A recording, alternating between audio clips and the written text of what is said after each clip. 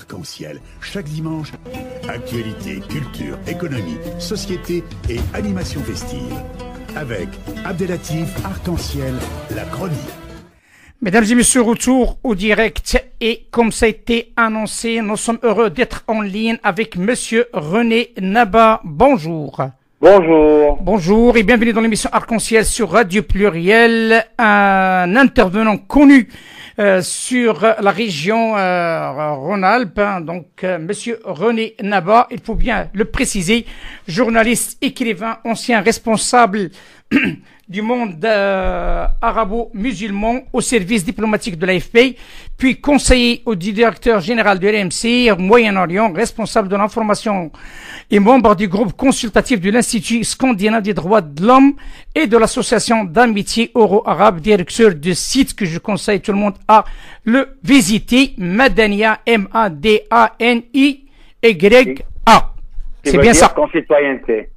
Comment? C'est bien ça. Qui veut dire concitoyenneté. Eh ben, parfait. On est là pour promouvoir la démocratie dans le monde arabe. Parfait. Eh ben, parlons de démocratie et parlons de notre sujet de ce jour qui interpelle beaucoup de monde.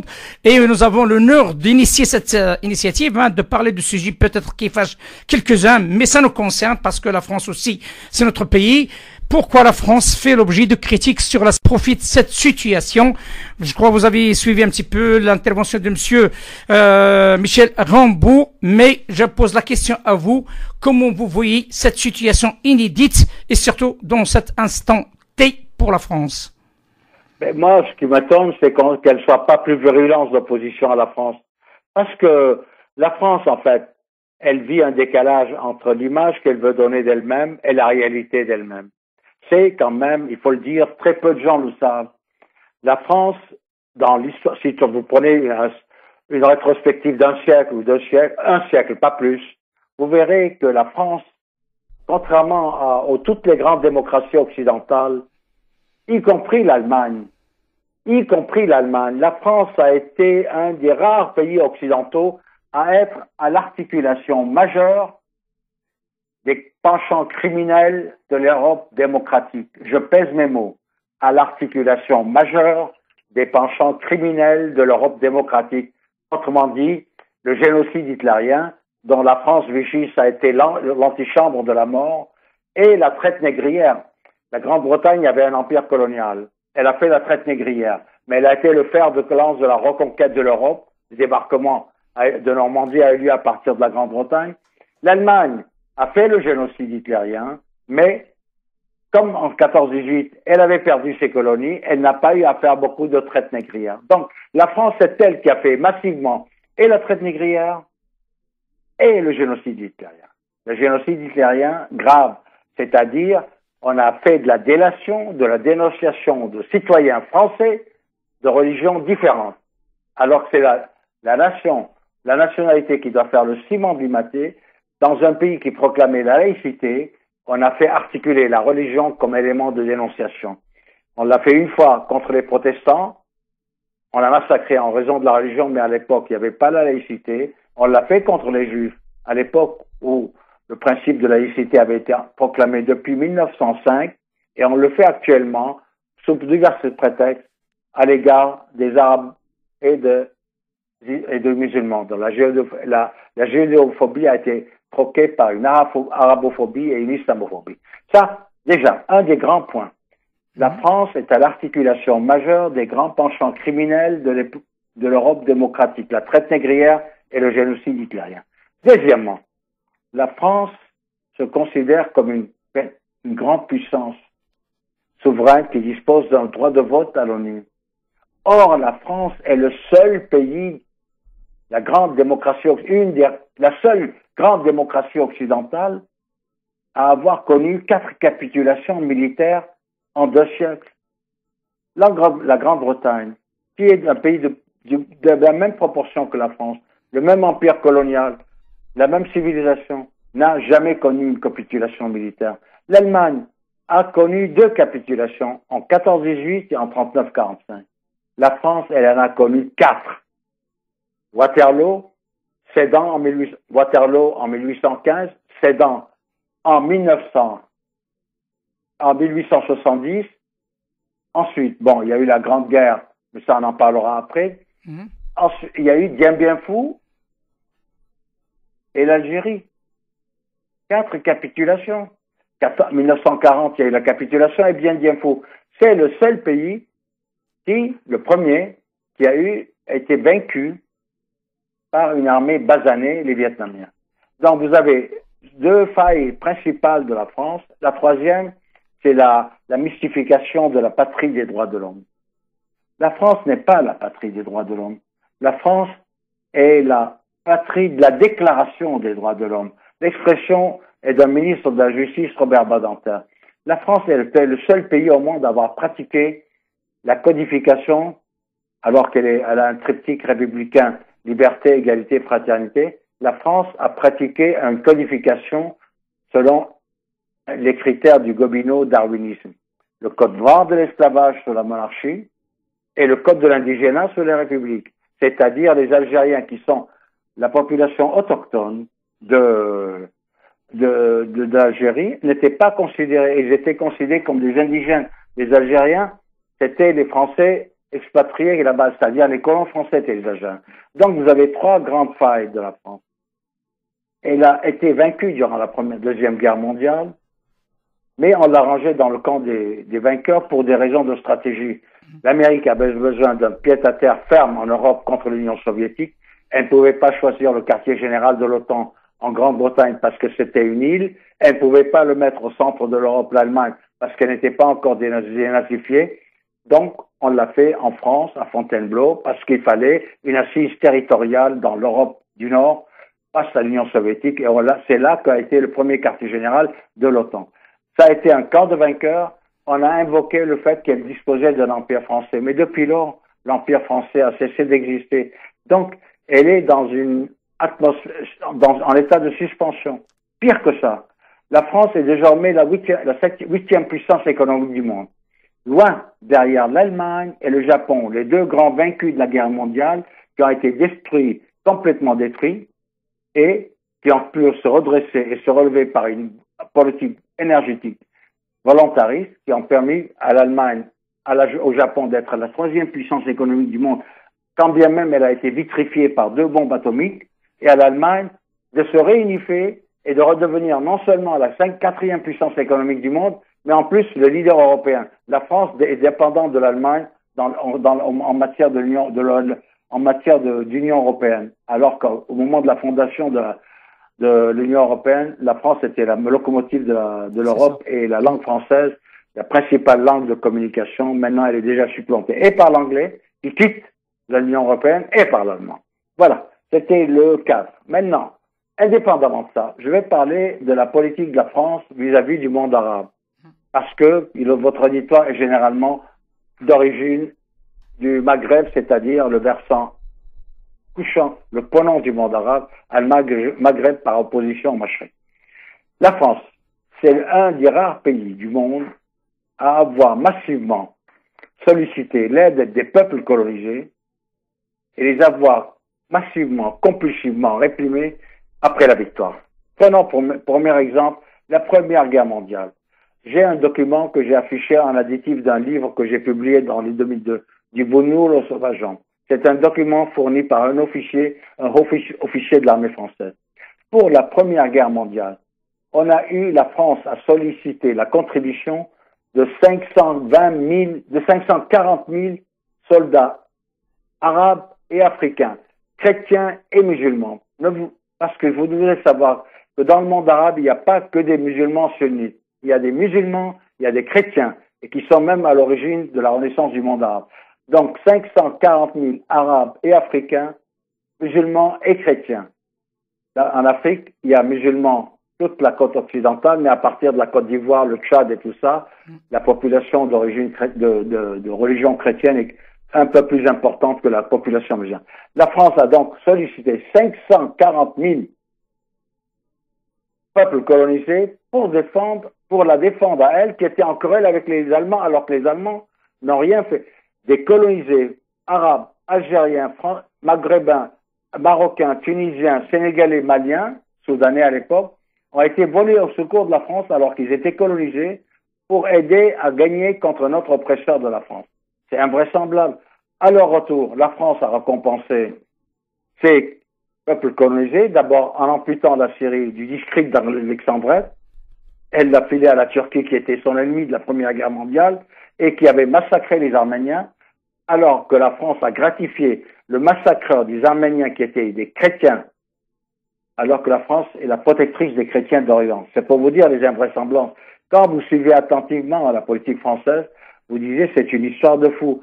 Ils sont tout le temps disant que la France est atteinte d'un phénomène d'hystérésis, c'est-à-dire qu'elle, comme une étoile éteinte, mais qui continue à briller longtemps après être éteinte par effet d'impression rétinienne. On s'en rendra compte longtemps après qu'elle avait cessé de disparaître il y a longtemps. Rebelote, durant la Deuxième Guerre mondiale, la France a capitulé après 39 jours de combat. Et c'est ce qui conduira Marcel Gauchet, c'est pas moi, c'est un historien éminent de la France, qui dira la France en 1940 a cessé d'être une grande puissance du fait de cette capitulation. Une grande puissance qui capitule en 39 jours alors qu'elle avait un empire colossal, qu'elle capitule, qui fait s'aborder sa flotte pour ne pas combattre. Elle fait venir avec elle les peuples basanés qu'elle réprimait, qu'elle colonisait pour venir aux côtés des alliés occidentaux à la défendre. C'est une aberration de l'esprit unique dans l'histoire du monde. Les basanés algériens, africains, sénégalais, maliens, marocains, tunisiens, libanais, syriens, la bataille de Bir Hakeim, c'est la victoire de Bir Hakeim, c'est le fait de soldats libanais et syriens, sous le commandement du général Koenig. Mais les autres batailles, Monte Cassino, il y a eu sur les 6200 membres de l'armée française, je ne dis pas soldats français, membres de l'armée française tués, sur les 6200 tués de l'armée française, il y avait 4000 Algériens. Monte Cassino est une victoire autant française qu'algérienne. Quand vous prenez d'une manière rétrospective l'histoire de France, vous verrez que vous êtes étonné que la France bénéficie encore d'une part de la considération. Cela est dû à une diplomatie racoleuse et une très forte campagne d'opération d'intoxication psychologique. Après 14-18, on a amputé Alexandrie de la Syrie, 39-45, c'est pire que ça. On a carbonisé le jour même de la victoire la population de Sétif pour la bonne raison, pour la simple raison, parce qu'ils ne réclamaient pas encore l'indépendance, mais parce qu'ils voulaient avoir la citoyenneté française, c'est-à-dire appliquer le principe d'égalité qui a été promis par le général de Gaulle dans son discours de Brazzaville. On en est à cette situation-là. Il y a eu non seulement Sétif, mais parce que ça, c'est quand même l'Algérie, le jour même de la victoire, mais dans la foulée, il y a eu Tcharoy, tous les soldats noirs de l'armée française qui ont combattu, qui ont été démobilisés et qui ont reçu une solde de 6 mois de salaire, plus des indemnités, tout ça, ça qui leur faisait un pactole. Les commandants colonels qui étaient à Dakar au moment de l'accueil des soldats coloniaux sénégalais, maliens, qui sont revenus de la victoire, d'abord, on les a parqués dans un camp pour leur redonner leurs conditions d'infériorité. Donc, il n'y avait plus la fraternisation où ils devaient tutoyer entre eux. On les a enfermés, on les a redonnés reparler à vouvoiement aux Blancs et eux se faire tutoyer. Finalement, on a incendié le camp parce qu'on a voulu voler le solde de ces Sénégalais et les commandants des camps se sont enrichis sur le dos des cadavres sénégalais qui avaient sacrifié leur vie pour la défense de la France, que ces planqués du Sénégal, les officiers français qui étaient vichistes, et d'autres planqués de France, n'ont pas voulu, n'ont pas su ou n'ont pas pu défendre. Non seulement Tcharoy, mais aussi il y a le Cameroun, 200 000 personnes décapitées parce qu'ils réclamaient l'indépendance et leurs têtes empilées sur des pilons pour terroriser la population, et sans compter de Madagascar. Jamais un pays n'a eu autant sollicité les peuples basanés pour sa défense, jamais autant un pays n'a aussi compulsé d'une manière répulsive et répressive des populations pour lesquelles qui se sont sacrifiées à 2 reprises pour la défense de l'intégrité et la dignité de la France. Pire que ça, 10 ans après l'indépendance, la fin de la Deuxième Guerre mondiale, alors qu'il y avait déjà 400 000 Arabes qui ont participé à la libération de la France, c'est-à-dire à libérer la France du joug nazi et les Juifs de la persécution de leurs compatriotes français d'autres religions qu'eux, eh ben, on a fait une alliance entre Israël et la France pour faire une agression tripartite contre Nasser. Pourquoi? Parce qu'il a voulu récupérer une de ses richesses nationales, qui était le canal de Suez, dont, à l'époque, qui produisait 100 millions de dollars de recettes de trafic maritime par mois. La compagnie de Suez, compagnie privée détenue par les Anglais et les Français, touchait 90 millions de dollars et l'Égypte de 30 millions d'habitants touchait 10 millions de dollars. Il a voulu rétablir l'équilibre.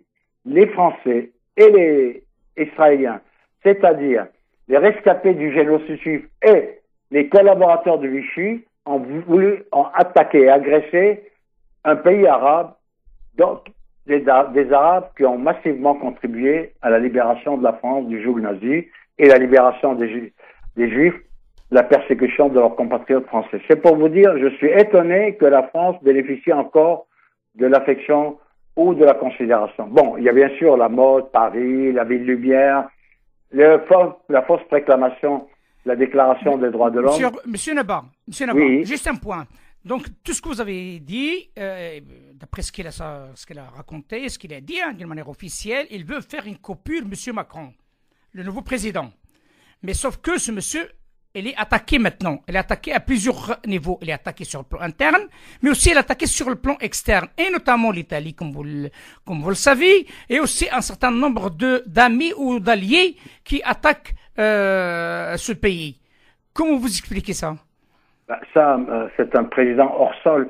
En fait, il a pris par surprise la classe politique. Il a complètement déconsidéré, démonétisé la classe politique française qui était répue par ses habitudes et tout ça. Mais il s'est considéré comme une personne hors sol, en état de lévitation, en état de non-gravitation. Il allait comme ça, comme un dirigeable gonflable, survoler la population, les pouvoirs publics, mais sans pesanteur. Il était complètement coupé des réalités. Il s'est entouré d'une classe de courtisans très opportunistes. Toute les Républiques en marche, les parlementaires sont sans expérience. Il y a aucune pratique du terrain. Ils sont venus avec les effets d'annonce, le phénomène du jeunisme, le dénigrement. Et le type, il s'est retrouvé, vous vous rendez compte, il a supprimé, il n'a pas voulu rétablir l'impôt sur la fortune, mais il a voulu geler la retraite des retraités. C'est quoi la pension de retraite des retraités? C'est-à-dire de tous ceux qui ont pendant des années, qui ont économisé sur leur paye pour assurer leur fin de vie décente. Eux, là, on les gèle. En plus, on supprime aux étudiants qui sont dans difficulté 5 euros d'aide pour le logement. Et pendant ce temps-là, dans tous les ministères, c'est un cas unique dans l'histoire des démocraties occidentales. En Suède, la haute fonction publique travaille, elles sont tous logés dans un même bâtiment, et il y a une grande cantine. Tous les hauts fonctionnaires mangent dans la même cantine, et ils s'acquittent d'une somme forfaitaire de 4 euros par repas. Ce qui est normal parce qu'ils ont des servitudes, ils travaillent 20 heures, ils sont mobilisables à tout moment. En France, chaque ministère a un maître d'hôtel, une cuisine, un chef, des aides cuisiniers, un service et une nourriture gratuite. L'ensemble des ministères, il y a une trentaine de ministères, sans compter Matignon, sans compter l'Élysée. Barack Obama, Donald Trump, lorsqu'ils ne sont pas en réception et qu'ils veulent manger un hamburger, ils payent de leur poche. Ici, c'est table offerte à tout le personnel de l'Élysée. Comptez, il y en a une soixantaine ou 70. La totalité des frais de bouche des ministères français annuellement est 300 millions d'euros. Depuis 50 ans, cette pratique, ça vous fait 15 milliards. 15 milliards, ça nous aurait permis d'alléger notre dette publique. On est en train de payer chaque année 50 milliards d'euros de dette, d'intérêt à notre dette, par suite d'une politique inflationniste et d'une politique d'image, d'effet d'image. Je vois pas pourquoi les hauts fonctionnaires qui sont bien payés, qui sont en plus doivent manger à l'œil des repas délicieux, coûteux, et alors qu'on sucre les 5 euros pour les étudiants qui doivent avoir double emploi pour payer leurs études, pour assurer leur survie. C'est un décalage il était hors sol, c'est un président qui a été hors sol, complètement coupé des réalités, et il en paye le prix. On ne peut pas aussi augmenter le prix du pétrole, alors que beaucoup utilisent leur voiture. Pourquoi faire? Pour aller travailler dans des longues distances. Ils n'habitent pas les villes parce qu'ils ne peuvent pas habiter les villes. ils habitent les grandes banlieues, ou soit qu'ils doivent payer des abonnements dans les transports en commun, ou alors ils utilisent la voiture et ils partent en covoiturage, ce qui leur économise un peu d'essence, un peu d'argent à tour de rôle, essayent d'assurer leur survie. Et une prétention, ils payent le prix de sa désinvolture et de son impréparation. Parfait. Là-bas, il me reste 5 minutes, si vous le permettez, parce que vous savez comme quoi il y a M. Richard Labivière qui est derrière vous aussi, qui va donner son point de vue. J'ai besoin, puisque vous êtes un fin connaisseur du Moyen-Orient quand même, et j'ai besoin de votre avis sur une actualité qui secoue beaucoup de monde. Hein. Donc cette actualité entre l'Arabie Saoudite et le Maroc. Comment vous voyez-vous ça? Comment vous voyez-vous cette affaire qui prend de l'ampleur de plus en plus et maintenant avec l'Émirat arabe uni? Ah, mais c'est très simple. Oui. Elle a tardé à prendre l'ampleur. D'abord, le malaise a commencé lorsqu'un pilote marocain a été abattu au-dessus du Yémen. D'abord, je me demande qu'est-ce que vous faisait le Maroc au Yémen. Le Yémen n'a jamais agressé le Maroc. Bon, la solidarité monarchique, d'autant plus que l'Arabie Saoudite a tant le temps financé les frais d'achat des avions américains du Maroc. Bon, le Maroc a voulu, par solidarité monarchique, voler au secours de l'Arabie Saoudite. Déjà, elle n'était pas menacée. C'est une coalition de 7 monarchies qui ont attaqué le pays le plus pauvre. Lorsque l'avion a été abattu, l'Arabie Saoudite a été un peu vexée qu'elle ait été abattue, qu'elle montrait sa fragilité. Donc, elle a tardé à remettre le cadavre, la dépouille mortelle du pilote. Et elle l'a montré d'une manière désobligeante. Le Maroc en a pris ombrage. À cela s'est greffé des choses bien plus simples. Le Maroc, à un moment donné, il a participé. Il s'est retiré discrètement. Il n'a plus participé aux opérations militaires marocaines, saoudiennes contre le Yémen, discrètement, parce que ça l'a outré. Il s'est retiré. Bon, il était membre, il assistait aux réunions d'état-major, mais il ne participait pas effectivement. Il y avait plus de troupes au sol dans ce cas-là. Mais de l'autre côté, il trouvait que c'était une histoire stupide, cette guerre, et qu'il a commencé à vouloir essayer de jouer la médiation. Il s'est rapproché du Qatar. Ça a été considéré par l'Arabie Saoudite un crime de lèse-majesté. Et donc, ils ont commencé à en faire obroge. Ils s'attendaient à qu'il y ait une solidarité sans faille du Maroc, quoi qu'il arrive, qu'il fasse aussi part. Or, le Maroc n'a pas rentré dans les zizanies inter-Maroc. Il y a là-bas 6 pays, 6 monarchies, pétromonarchies. Si jamais les Juifs sont contre les autres et qu'on doit chaque fois prendre parti, ça sera fini d'une politique arabe, minimum de politique arabe cohérente. Donc, il a l'épouse du roi de Mohammed VI à l'époque avait effectué une visite officielle au Qatar et ça avait restauré les relations. L'Arabie Saoudite en a pris en revanche. Pour la punir, l'Arabie Saoudite a voté pour les États-Unis pour l'attribution de la Coupe du Monde 2026 contre le Maroc qui était candidat. Le Maroc, à ce moment-là, de représailles à représailles, a refusé l'accès de Mohammed Ben Salman lors de sa tournée au Maghreb, où il a été en Tunisie, en Algérie, en route pour le G20 de Buenos Aires. Lorsqu'il a refusé l'accès, le prince héritier est un type sanguinaire, fougueux, on l'a vu avec l'affaire Khashoggi, eh ben, ils ont autorisé à l'Arabia, il y a 3 jours, à faire un grand reportage sur le sujet le plus sensible du royaume, proclamant que le peuple sahraoui est un peuple internationalement reconnu, le Front Sahraoui, le Front Polisario est représentatif du peuple sahraoui et que c'est un État qui est constitué il a plaidé pour l'attribution d'une reconnaissance pleine et entière du peuple sahraoui. À ce moment-là, le Maroc était en pleine colère et il ne pouvait pas faire le moins qu'il a rappelé son ambassadeur. C'est une histoire de corne-cul, comme on dit.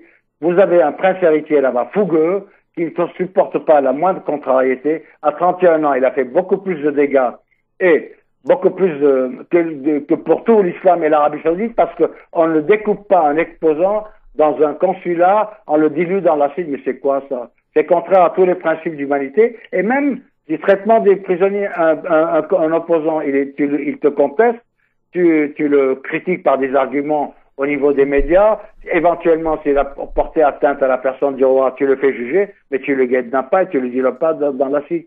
Donc on en est à cette situation-là.